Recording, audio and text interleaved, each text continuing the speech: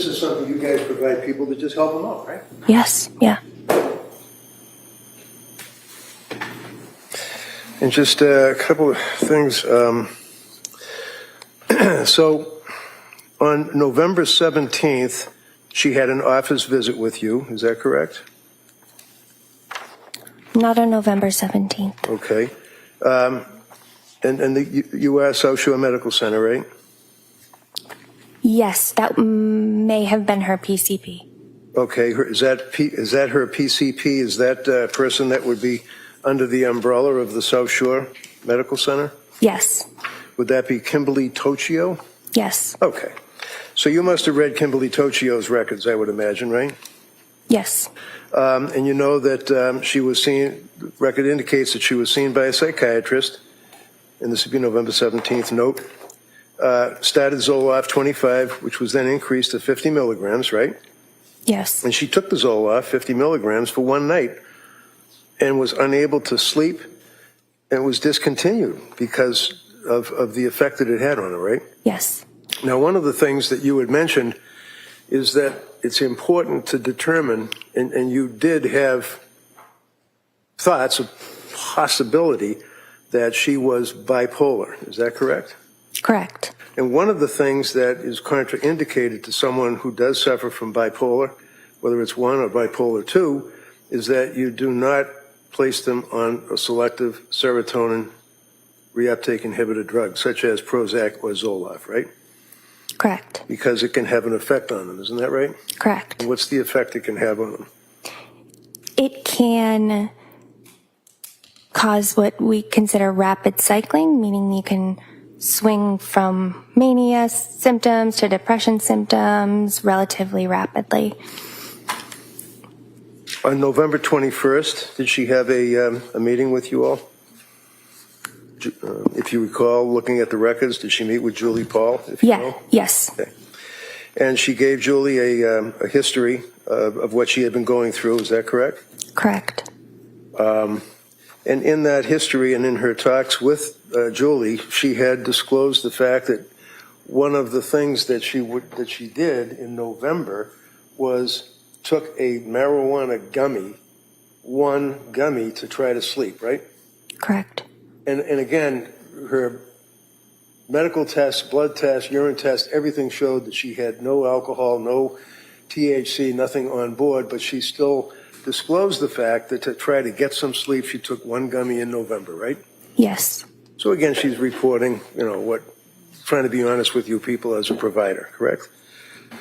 Yes. And the scales that counsel asked you about, you were talking about the depression scale, you were talking about the Edinburgh scale, and I think we all know that the Edinburgh scale is geared for an evaluation of a person, of a woman who is in that postpartum period, and you evaluate whether or not they are, as a result of being postpartum, severely depressed, right? Yes. And you indicated that at some point her Edinburgh scale was initially, what was it, 15, 17, if you know? Initially at my visit, my first initial with her? Yeah, what was her Edinburgh scale the first time you saw her? 17. Okay.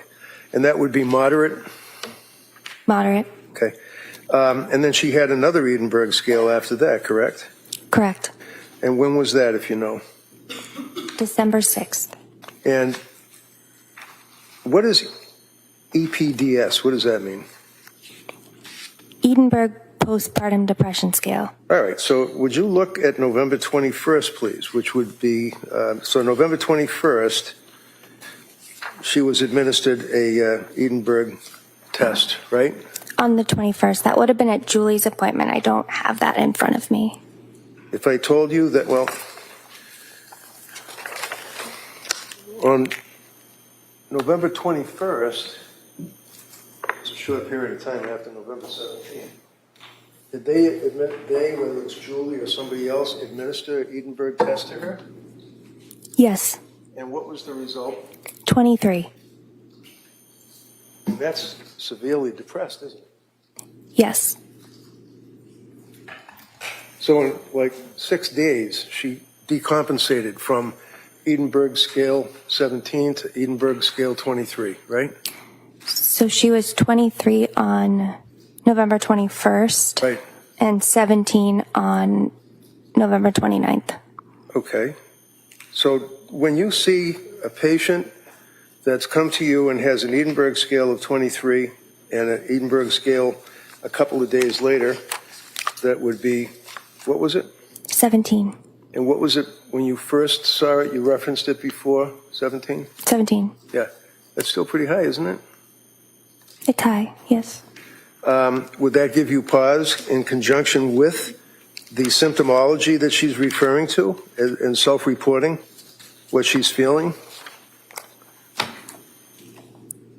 I mean, the fact that she has a 23 on the Edinburgh scale, which is very high, and then followed up a couple of days later by a 17, taken in conjunction with what she was saying her symptoms were. That's of a concern, isn't it? Yes. So on November 20th, which would be the day before that Edinburgh scale of 23, and the jury will have access to all these records, she was reporting struggling with postpartum anxiety, right? I can't speak to that. Okay, that's fair enough. We'll go to when you treated her. Yes. Did you have a chance to review Julie's notes at all? I did. Okay. Yeah. And when was the first time that you actually met with Lindsay? November 29th. Okay. Which would have been after Thanksgiving, obviously, right? Yes. And you would have reviewed the records up to that point, right? Yes. So one of the things that you would have reviewed was what she had indicated or reported to Nicole Harden Francis. Do you know her? Yes. And who is Nicole Harden Francis? She's the nurse at our program. All right. And this would be on November 28th that she was speaking with Nicole, the nurse. You read the report before you met with Lindsay on the 29th, right?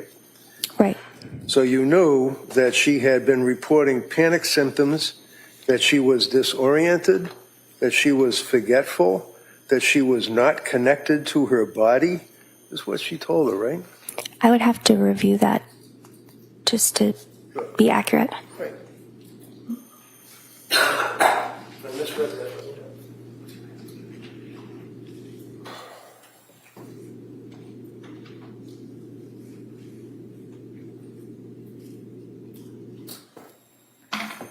That's correct. Okay.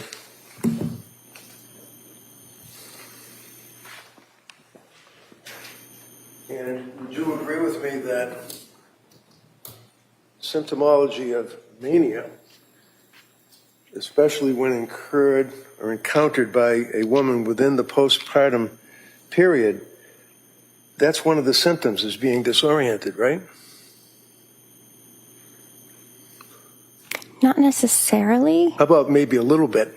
Could be confused if you're manic. Yeah. How about forgetful? That's an issue, isn't it? Not necessarily a symptom of mania. Okay. How about not connected to her body? What does that mean?